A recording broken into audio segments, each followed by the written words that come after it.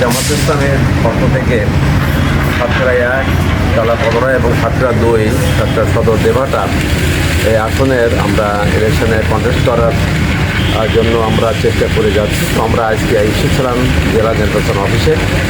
আমরা একটাই দাবি করেছি যে আমরা সুষ্ঠু, সুন্দর, নিরপেক্ষ, ক্রেডিবল একটা ইলেকশন আমরা চাই। আমরা এটাই দাবি করেছি।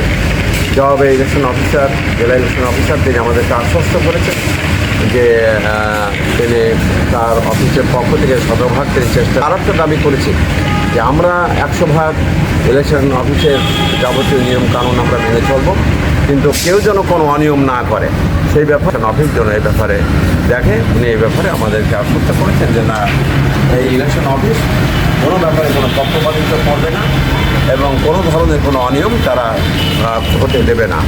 এইভাবে করে তিনি আমাদেরকে আশ্বস্ত করেছেন।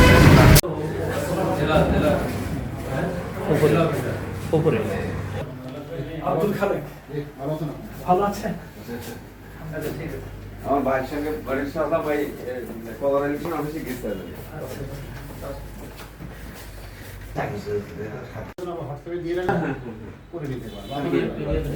আমরা